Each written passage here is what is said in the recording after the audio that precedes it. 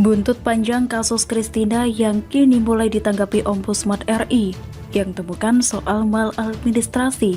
Polemik pergantian calon paskibraka asal Sulawesi Barat yang bertugas sebagai paskibraka di Istana Negara, Jakarta, kini memasuki babak baru. Ombudsman RI perwakilan Sulawesi Barat telah menyerahkan hasil pemeriksaan terkait dugaan maladministrasi yang dilakukan Dinas Pemuda dan Olahraga Sulawesi Barat ke Sekretaris Provinsi Muhammad Idris pada Senin 16 Agustus 2021. Salah satu kejadian yang termasuk diduga kecurangan atau ketamakan menjelang hari kemerdekaan adalah soal paskibraka yang diduga seorang siswi yang berhak malah di-COVID-kan sehingga batal ke istana. Seorang siswi dari anak petani yang bernama Christina dari perwakilan Sulawesi Barat begitu sedih. Ia terpaksa dicoret sebagai salah satu paskibraka pada HUT ke-76 RI 17 Agustus 2021 mendatang. Christina, seorang siswi yang berasal dari Mamuju ini, diduga keras sengaja digagalkan untuk berangkat ke Istana Negara melalui rekayasa hasil tes swab PCR yang dilakukan Dinas Pemuda dan Olahraga Provinsi Sulawesi Barat pada Sabtu 24 Juli 2021 pekan lalu. Jika ini terbukti ada kecurangan, sungguh bobrok orang-orang itu. Anak-anak yang seharusnya diajarkan kejujuran malah diperlihatkan tindakan curang. Itulah kenapa kasus korupsi tak pernah bisa redup. Dari tindakan-tindakan curang seperti itu akan menjadi virus yang berbahaya. Penularannya akan lama menetap di dalam benak manusia. Lebih berbahaya dari virus COVID ini. Dan terbawa bisa hingga sampai seumur hidup. Amat sangat berbahaya. Bahkan hal itu bisa merobohkan bangunan kemajuan bangsa ini. Karena perilaku itu bisa menjadi celah negara dijajah kembali. Ingat, negara mudah dijajah karena banyaknya pengkhianat dan pelaku curang dalam birokrasi. Christina mengeluhkan keanehan peristiwa ini. Jiwanya bisa tersiksa. Bagaimana tidak? Ketika ia sudah mengikuti seleksi dan ujian berat dalam proses perekrutan paskibraka, lalu tiba-tiba di-COVID-kan agar tidak jadi berangkat ke Istana Negara. Maka sungguh remuk sesak mentalnya. Semoga Christina tetap tabah sambil memperjuangkan hak-haknya ya. Mari doakan Christina, wahai para pembaca. Semoga kasus ini segera terbuka dengan sangat jelas. Amin. Christina bukan anak pejabat tinggi. Ia hanya anak petani miskin asal dusun Lemba-Lemba, Desa Salutabang, Kecamatan Bambang, Kabupaten Mamasa, Provinsi Sulawesi Barat. Tentu suatu kebanggaan yang sangat luar biasa jika bisa lolos dan hadir di Istana Negara. Dan itu bentuk penghormatan yang bisa Christina berikan pada negara. Christina dikabarkan dipulangkan ke Kabupaten Mamasa dengan mobil rental seorang diri, tanpa dilengkapi APD dan tidak didampingi tim penanganan pasien COVID-19, seperti lazimnya pasien COVID. Padahal Christina dinyatakan COVID dan sungguh suatu keanehan bukan? Sungguh sangat janggal kejadian ini. Yang menggantikan Christina bukanlah cadangan awal dari daerah Pasangkayu yang sudah dipersiapkan sebelumnya, tapi seorang pelajar lain dari Mamasa. Ada dugaan nepotisme ya? Diduga sengaja di-COVID-kan demi meloloskan siswa lain yang tidak mengikuti tes yang ketat. Anak siapa ya yang diloloskan itu?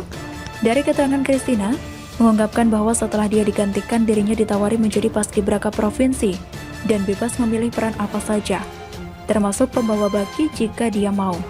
Tapi Christina makin heran, kalau dirinya positif COVID-19, lalu kenapa ditawari jadi paskibraka Provinsi Sulawesi Barat? Ya, sepertinya kasus ini bisa segera diungkap dengan jelas. Alurnya memang tidak sulit untuk ditelusuri.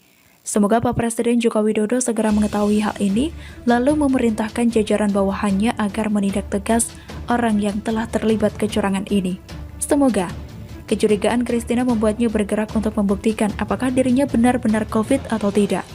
Akhirnya Christina yang dibantu keluarganya melakukan tes swab PCR ulang pada hari Senin tanggal 26 Juli 2021 yang lalu. Sehari kemudian, hasilnya diketahui Christina dinyatakan negatif dari COVID-19. Beda dengan hasil swab PCR yang dilakukan oleh Dispora Sulbar 3 hari sebelumnya. Orang yang kena COVID, dalam waktu 3 hari pemeriksaan pasti masih positif.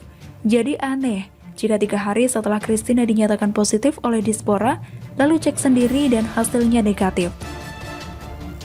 Perlu memang diproses kasus ini. Jangan sampai kecurangan-kecurangan seperti ini menjadi kebiasaan lagi. Jangan lagi kebiasaan masa Orde Baru era Soeharto masih dipakai di zaman seperti ini. Sungguh Christina sangat kecewa dan sedih. Ia pun batal menjadi paskibraka pada HUT Republik Indonesia di Istana Negara Jakarta kemarin. Hanya karena ego ambisi lalu terjadi kecurangan dengan permainan pihak tertentu yang sengaja merekayasa untuk menggesernya dengan memanfaatkan situasi pandemi COVID-19 ini.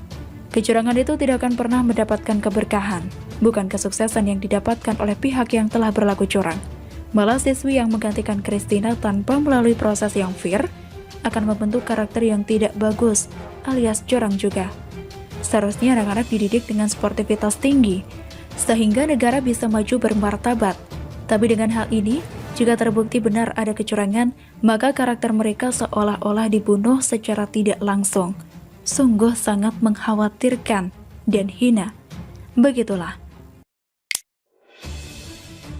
Pedas. Novel Bamukmin disindir ibarat siap nikah tapi tak ada wanita yang mau.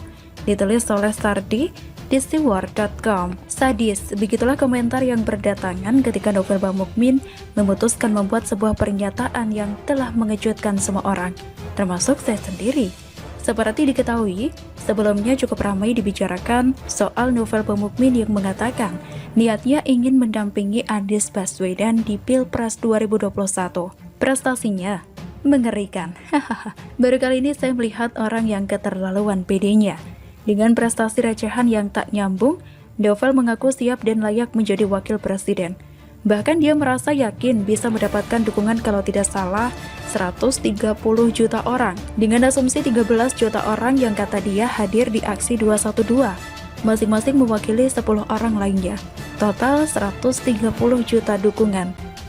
Ini optimisme yang sangat luar biasa. Bahkan kalaupun dimotivasi oleh motivator terbaik dunia sekalipun, tetap tidak akan bisa seoptimis itu. Sebagai perbandingan, pada Pilpres 2019 lalu saja, jumlah perolehan suara Jokowi Ma'ruf Amin hanya 85.607, 362 suara, atau 55,50%. Sedangkan Novel Bamukmin dengan entengnya, atau mungkin sedang halusinasi parah, mengatakan 130 juta suara.